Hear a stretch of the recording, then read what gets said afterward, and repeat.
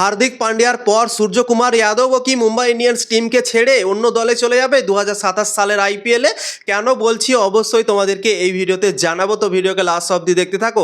আর channel নতুন থাকলে চ্যানেলটিকে ফলো আর সাবস্ক্রাইব করে দেবে এবং লাইক শেয়ারও করে দেবে। তো চলো ভিডিওটাকে শুরু করি। হার্দিক পান্ডিয়াকে নিয়ে কিছুদিন থেকে অনেকটা কন্ট্রোভার্সি চললো, কিন্তু সেই কন্ট্রোভার্সিটা এখন পর্যন্ত থামেনি। আবার সূর্যকুমার যাদবকে নিয়ে ভাই অনেক বড় বড় কন্ট্রোভার্সি এখন দেখতে পাওয়া যাচ্ছে, কেননা সোশ্যাল মিডিয়াতে সূর্যকুমার যাদব মুম্বাই ইন্ডিয়ান্সকে আনফলো করে দিয়েছিল, কিন্তু এখন আবার ফলো করে নিয়েছে মুম্বাই ইন্ডিয়ান্সকে, দেখা যাচ্ছে সোশ্যাল মিডিয়াতে, ইনস্টাগ্রামে। কিন্তু সবথেকে বড় বিষয়, চর্চার বিষয় এখন হয়ে দাঁড়িয়েছে কি সূর্যকুমার যাদব অনেকগুলো ফটো ডিলিট করে দিয়েছে। 130টা মতো ফটো নাকি ডিলিট করে দিয়েছে সূর্যকুমার যাদব তার নিজের অ্যাকাউন্ট থেকে। আইপিএল 2026 সালে মুম্বাই ইন্ডিয়ান্সের যে ছবিগুলো সে পোস্ট করেছিল, প্র্যাকটিসের ছবি বা ম্যাচের যে ছবিগুলো ছিল সেই ছবিগুলো পোস্ট করেছিল, সেই ছবিগুলো সব কিছুই নাকি ডিলিট করে দিয়েছে সূর্যকুমার যাদব। মুম্বাই ইন্ডিয়ান্সের যে যতগুলো জার্সিতে ফটো ছিল সব কিছুই ডিলিট করে দিয়েছে, রাখেনি বন্ধুরা। তাই জন্যই সবাই অনুমান করতে শুরু করে দিয়েছে কি সূর্যকুমারও মনে হয় আইপিএল 2027 সালে অন্য দলে যেতে পারে। হার্দিক পান্ডিয়ার পর সূর্যকুমার যাদবও মুম্বাই ইন্ডিয়ান্স দলটাকেও ছেড়ে দিতে পারে, এরকমভাবে দেখতে পাওয়া যাচ্ছে।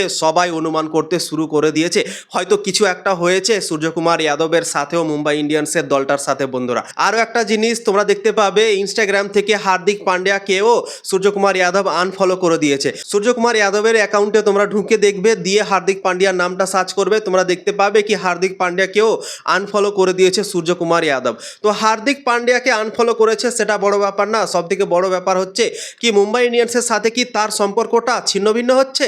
আইপিএল 2027 সালে কি মুম্বাই ইন্ডিয়ান্সের দল থেকে নাও খেলতে পারে সূর্যকুমার যাদব? এটাই হচ্ছে সব থেকে বড় প্রশ্ন বন্ধুরা। তো হার্দিক পান্ডিয়াকেও নাকি আনফলো করে দিয়েছে, এরকমভাবে খবর বেরিয়ে আসছে বন্ধুরা।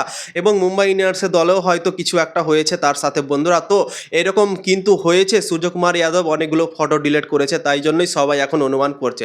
তো যদি ধরো সূর্যকুমার যাদব মুম্বাই ইন্ডিয়ান্স দল ছাড়ে, তাহলে কিন্তু সূর্যকুমার যাদব আগে কেকেআর দলে ছিল, হয়তো কেকেআর দল তার সাথে কন্ট্যাক্ট করতে পারে, বলতে পারে কি হ্যাঁ তুমি চলে আসো আমাদের দলে, আমরা তোমাকে ক্যাপ্টেন্সি দিয়ে দেবো এবং ক্যাপ্টেন্সি করাবো, এভাবেও কিন্তু অফার দিতে পারে ভাই কলকাতা নাইট রাইডার্স। কেননা মুম্বাই ইন্ডিয়ান্সের দল থেকে দুটো প্লেয়ার এমন আছে এখন সন্দেহজনক আছে, এই দুটো প্লেয়ারকে নিয়ে কি হার্দিক পান্ডিয়া আর সূর্যকুমার যাদব থাকবে কি থাকবে না মুম্বাই ইন্ডিয়ান্সের দলে। তাই জন্যই আমার মনে হয় এই দুজনের মধ্যে একজনকেও যদি কলকাতা নাইট রাইডার্স নিয়ে আসতে পারে তাহলে কিন্তু কলকাতার জন্য ভালো হবে। কলকাতার দলে একটা ক্যাপ্টেন প্রয়োজন আছে, সেই ক্যাপ্টেন্সির অপশনটা কলকাতা নাইট রাইডার্স নিতে পারে। যদি এই দুজনকে কোনোরকম ভাবে মানিয়ে নিয়ে আসতে পারে একজনকে, তাহলে কিন্তু কলকাতা নাইট রাইডার্সের জন্য ভালো হবে এবং ভালো একটা ক্যাপ্টেন্সির অপশন কলকাতা নাইট রাইডার্স এই দুজনের কাছ থেকে নিয়ে নিতে পারবে। কেননা এই দুটো প্লেয়ারই জবরদস্ত প্লেয়ার, অসাধারণ একটা প্লেয়ার। ভারতের দলের ক্যাপ্টেন্সি করলো সূর্যকুমার যাদব, ভারতকে চ্যাম্পিয়ন করলো। হার্দিক পান্ডিয়াও আইপিএল জিতিয়েছে। তো এই দুজনের মধ্যে যদি একজনকেও আনতে পারে তাহলে কিন্তু কলকাতা নাইট রাইডার্সের জন্য ভালো হবে বন্ধুরা। তো এটাই সব থেকে বড় সুযোগ রয়েছে কলকাতার জন্য। যদি সূর্যকুমার যাদবকে মানিয়ে টানিয়ে নিয়ে আসতে পারে কলকাতা নাইট রাইডার্স তাহলে কিন্তু ভালো হবে। তো আমার মনে হয় কলকাতা নাইট রাইডার্সকে কন্ট্যাক্ট করা উচিত সূর্যকুমার যাদবকে, যে জিনিসগুলো হচ্ছে সেই জিনিসগুলোর ব্যাপারে জানা উচিত কি তুমি কি সত্যি মুম্বাই ইন্ডিয়ান্স দল ছাড়তে চাও, যদি আসতে চাও তাহলে আসতে পারো, আমাদের কলকাতা নাইট রাইডার্সের দলটা ফাঁকা আছে, তুমি আসতে পারো, এইরকমভাবে আমার মনে হয় অফার দেওয়া উচিত বন্ধুরা। তোমাদের কি মনে হয় অবশ্যই কমেন্ট করে জানাতে পারো।